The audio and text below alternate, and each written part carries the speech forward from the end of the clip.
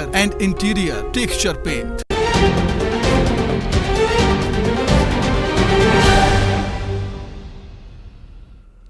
नमस्कार, बहुत स्वागत है आपका सुबह 8 बजे की इस खास बुलेटिन में। मैं हूं आपके साथ अवंतिका श्रीवास्तव। रुक करेंगे खबरों का। सबसे पहले बलौदाबाजार का जिक्र, जहां पर आबकारी विभाग ने एक बड़ी कार्रवाई की है। 95 लीटर कच्ची शराब बरामद की गई है। 2.5 टन महुआ लाहन भी जब्त किया गया, जिसे पुलिस ने नष्ट कर दिया है। जब्त शराब की कीमत करीब 1.5 लाख रुपए से ज्यादा थी।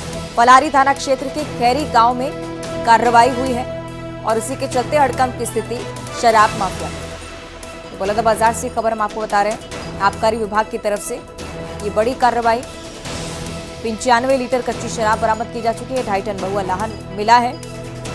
जब्त शराब की कीमत अनुमानित तौर पर 1.5 लाख रुपए आंकी गई है। पलारी थाना क्षेत्र के खैरी गांव का ये पूरा मामला है। अवैध शराब बनाने का कारोबार चल रहा था और कितने लंबे समय से चल रहा था, ये अभी भी जांच का विषय है। हालांकि पुलिस को जैसी सूचना मिली, फौरन पुलिस मौके पर पहुंचती है। कार्रवाई करते हुए इस धंधे को यहां पर ध्वस्त किया है। जब्त शराब की कीमत 1.5 लाख रुपए से ज्यादा की आंकी जा चुकी है।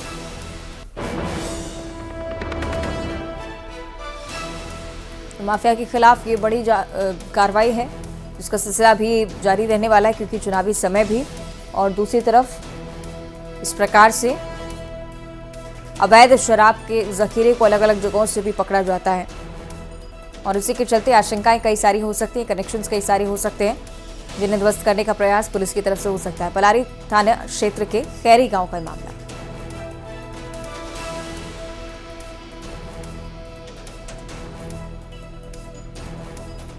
तो आबकारी विभाग ने कार्रवाई को अंजाम दिया है।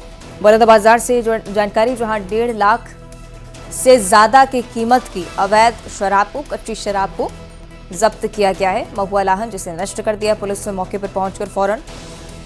जब्त शराब की कीमत 1.5 लाख से ज्यादा की आंकी जा रही है। बलौदाबाजार में लगातार इस प्रकार की कार्रवाई आप देखेंगे, और न सिर्फ बलौदाबाजार बल्कि छत्तीसगढ़ के अलग अलग जगहों पर जहां भी सूचना मिलती है, फौरन पुलिस की मौजूदगी उस क्षेत्र में होती है। और अब चूंकि चुनावी समय, तो इस कार्रवाई का सिलसिला बहुत ज्यादा तेजी पकड़ता हुआ है। आबकारी विभाग ने यहां से अवैध शराब के जखीरे को पकड़ा है, जब्त कर लिया है, और महुआ लाहन, जिसे पुलिस ने मौके पर ही नष्ट कर दिया। अवैध शराब कहां तक सप्लाई की जा रही थी, कौन उसके पीछे था, ये तमाम जांच के पहलू हैं। ये तस्वीरें आप देखिए कार्रवाई से जुड़ी हुई। पुलिस की टीम यहां पर पहुंची, खेतों में छुपाकर देखिए किस प्रकार से सामग्री को रखा गया था, लेकिन बिना किसी लापरवाही के फौरन पुलिस यहां पर पहुंचते हुए कार्रवाई को अंजाम देती है।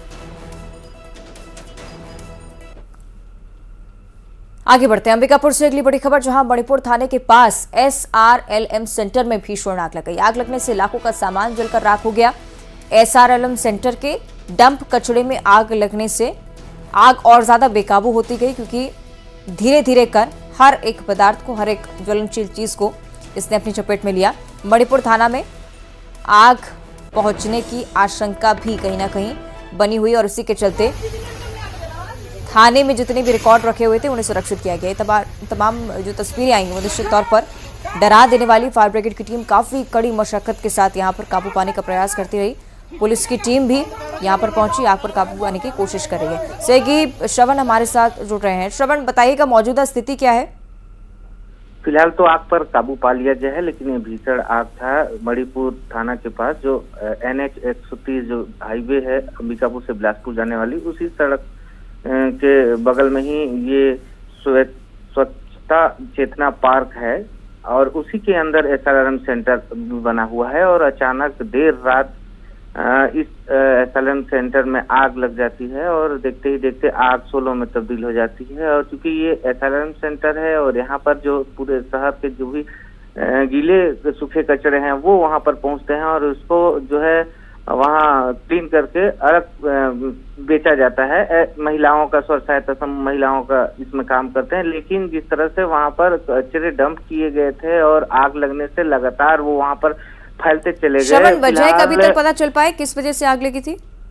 देखिए, वजह जब हमने वहाँ पर पहुंचकर देखा तो वजह यही बात सामने आई थी कि दीपावली के जो पटाखे हैं, कहीं न कहीं ये वजह है। फिलहाल जो वहाँ पे कोई भी अफरा तफरी का माहौल था। लोग का कहना ये था कि दीपावली के पटाखे की वजह से ही आग लगी है, और कई जैसे वहां पर मणिपुर थाना था, उसके पीछे ही आग लगी थी। तो सुरक्षा के तौर पे जो एसपी वहां पर पहुंचे थे, जितने भी तमाम वहां के रिकॉर्ड थे, आपराधिक पंजीकृत थे, वो सब बाहर निकाल लिए गए थे।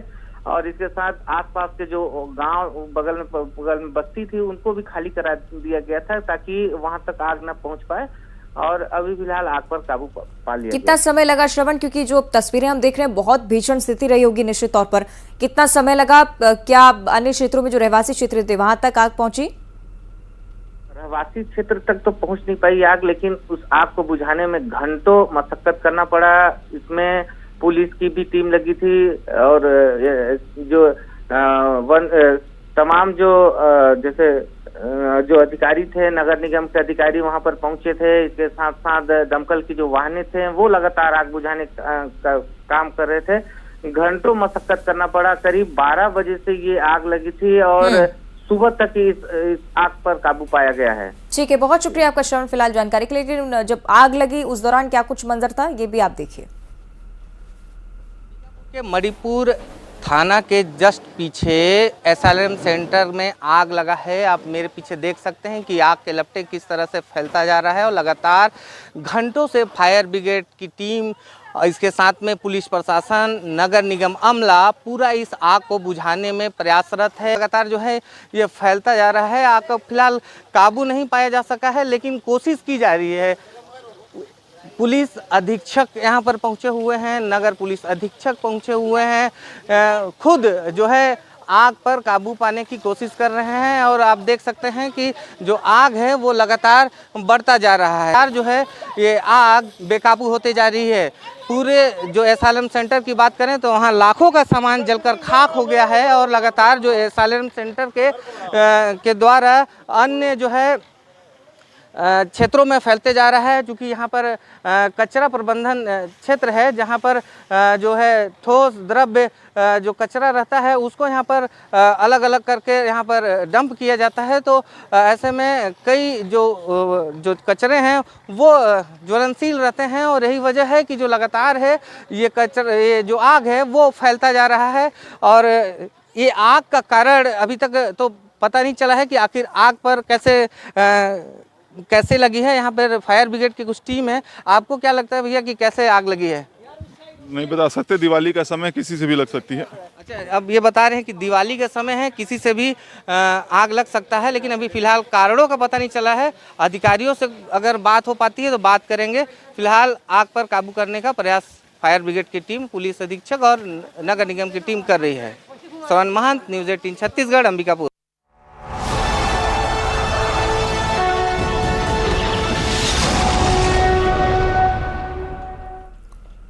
और चलिए अब चुनावी खबरों पर चर्चा करेंगे। आज प्रधानमंत्री नरेंद्र मोदी का एक बार फिर से मध्य प्रदेश दौरा होने जा रहा है। बड़वानी में प्रधानमंत्री मोदी होंगे। बड़वानी में चुनावी सभा का आयोजन, जिसमें तमाम बड़ी संख्या में लोगों को बुलाया जाएगा।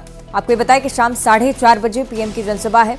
बीजेपी प्रत्याशी के समर्थन में यहां पर सभा को वो संबोधित करेंगे।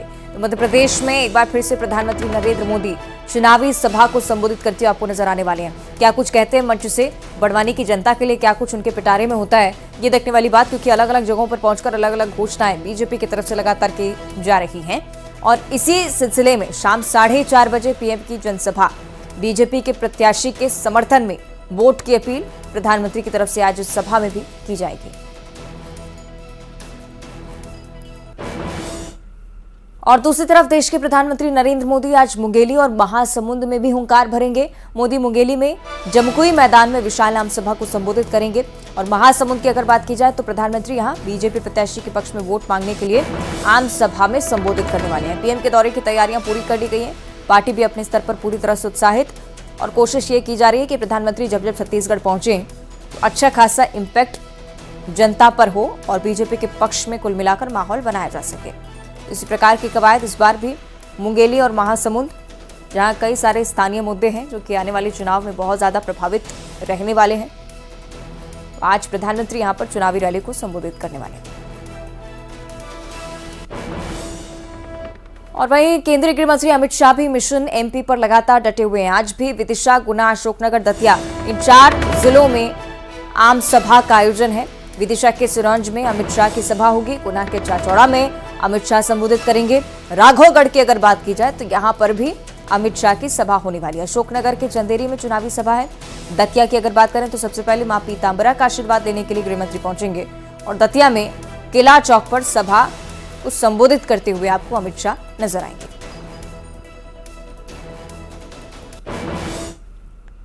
और बीजेपी के दिग्गजों में नाम मुख्यमंत्री शिवराज सिंह चौहान का भी, जो कि लगातार चुनाव प्रचार पर डटे हुए हैं। आज भी तमाम ऐसे कार्यक्रम श्योपुर, शिवपुरी, मुरैना में सीएम की सभाएं होंगी।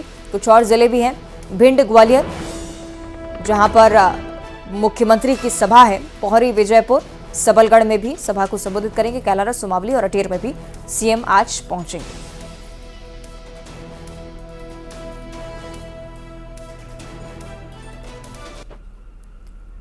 और बीजेपी के साथ साथ कांग्रेस भी ताकत झोंक रही है चुनाव प्रचार में और इस अंतिम दौर में आज राहुल गांधी 2 सभाओं को संबोधित करने वाले हैं। भोपाल में राहुल गांधी रोड शो करेंगे। कमलनाथ की मौजूदगी उनके साथ लगातार रहेगी। नर्मदापुरम में आज मेगा सभा, सीहोर में भी एक जनसभा है, भोपाल में भी रोड शो करने वाले हैं राहुल गांधी और उस दौरान भी कमलनाथ आपको उनके साथ लगातार नजर आएंगे।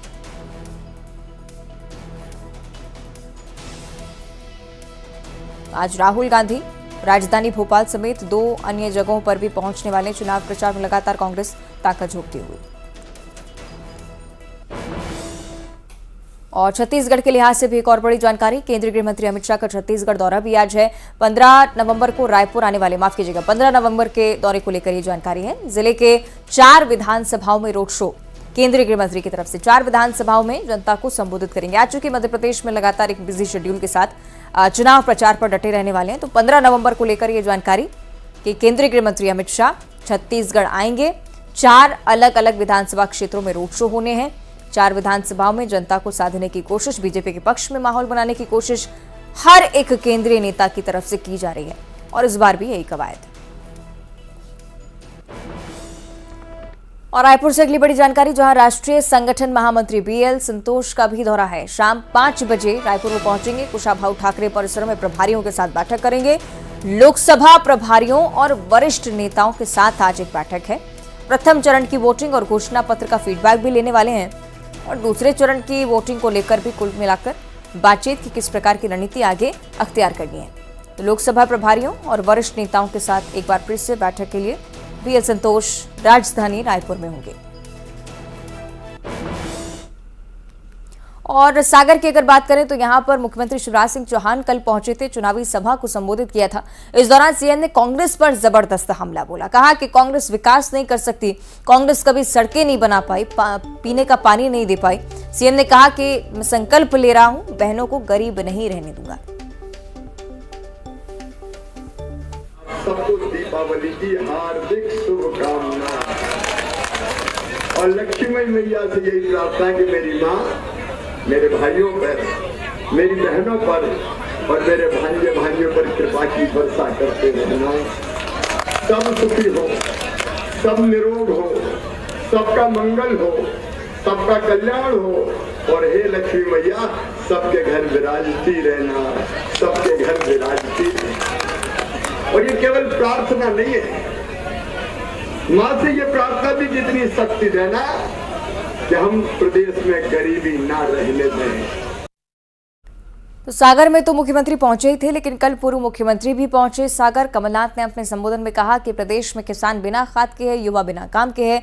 कमलनाथ ने शिवराज सिंह पर भी हमला बोला। कहा कि सीएम पद पर जाने के बाद सीएम शिवराज बेरोजगार नहीं रहेंगे क्योंकि वो अच्छे कलाकार हैं, मुंबई में एक्टिंग करेंगे, कलाकारी से मध्य प्रदेश का नाम रोशन करेंगे। मैं आया हूं इस गुलामी से छुटकारा कराने के लिए। मैं सुन रहा था क्या दबाव, क्या अत्याचार, क्या पुलिस, पैसा और प्रशासन। अब तो 4 दिन बचे हैं और कल के बाद परसों भी आता है, याद रखें सब। ये तो अब कमलनाथ देखेंगे आगे। मैं यहां जो न्याय की बात है, सबके साथ न्याय होए, कि हर समाज के साथ। हमने तो अभी कोई मुझे कह रहा था पिछड़ा वर्ग की बात, मैंने कहा मैं तो 27% पिछड़े वर्ग का कानून लाया था, आरक्षण का कानून लाया था विधानसभा में जब मैं मुख्यमंत्री था। मुझे ये सुनना नहीं है। हमने कितने सालों से जाति मत गणना की बात करी है, ये कोई नई बात नहीं है, दोहराने वाली बात नहीं है, हम तो करते आ रहे हैं। मैं तो आज आपसे यही कहने आया हूं, हर चुनाव का अपना मायने होता है। नगर निकाय के चुनाव आते हैं, जिला पंचायत के, जनपद के। 17 तारीख को जो चुनाव है, ये केवल एक उम्मीदवार या केवल एक पार्टी का नहीं है, ये मध्य प्रदेश के भविष्य का चुनाव है। तो चुनावी माहौल है और आरोप प्रत्यारोप का दौर तो लगातार चलता ही है, लेकिन इंदौर में नेता धमकियों पर उतर आए हैं। कांग्रेस प्रत्याशी चिंटू चौकसी, जिन्होंने जमीन में गाड़ने की धमकी दे दी है। बीजेपी पार्षद जीतू यादव ने भी मंच से चेतावनी दी। क्या कहा दोनों नेताओं ने, सुनाते हैं। जब जैसी बात करेगा उसको ऐसा जवाब दिया जाएगा। मैंने कुलकर्णी भट्टे को बोला, जिस किसी आदमी ने हमारे आदमी को छेड़ने की कोशिश करी तो जमीन में गाड़ देंगे 6 फीट नीचे। राजू और सुन ले चिंटू, ये यहाँ से बताओ, तेरी औकात नहीं है, लड़ने की बात करता हमसे, लड़ तो पाएगा नहीं। और जो बोलता ना कि 6 फीट गाड़ देंगे, घर में घुस के मारेंगे, तो सुन, किसी भारतीय जनता पार्टी के कार्यकर्ता को हाथ मत लगा देना या धूल मत लेना। अरे या धूल मत लेना, आंखें फोड़ दूंगा। और वहीं इंदौर में कैलाश विजयवर्गीय ने कांग्रेस पर जमकर निशाना साधा। पीएम मोदी की तारीफ करते हुए कैलाश विजयवर्गीय ने कहा कि जिस तरह से देश और प्रदेश में विकास किया है, उससे जनता की दिवाली है। कमलनाथ पर कर्ज माफी न करने के आरोप लगाए। साथ ही कहा कि कांग्रेस का घोषणा पत्र डस्टबिन में डालने लायक है। आपने कहा कि हम किसानों को कर्ज माफ कर देंगे, कर्ज माफ हुआ क्या? आपने कहा कि हम बेरोजगार नौजवानों को 4000 भत्ता देंगे, 4000 भत्ता दिया क्या? आपने कहा हम सेल्फ हेल्प ग्रुप की सारी महिलाओं का जितना कर्ज है सब माफ़ कर देंगे, क्या उनका कर्जा माफ़ हुआ क्या? आपने कहा कि जितने भी शिक्षक, प्रोफेसर अस्थायी रूप से उसको सबको स्थायी कर देंगे, क्या एक शिक्षक को किया क्या? आपने जितनी बात बोली एक भी नहीं की। वो हम सब करेंगे जो हमने कहा है। तो आपके घोषणा पत्र में और हमारे घोषणा पत्र में अंतर इतना है कि आप। और यहाँ रुक रहे छोटे से ब्रेक के लिए, फौरन हाजिर होंगे।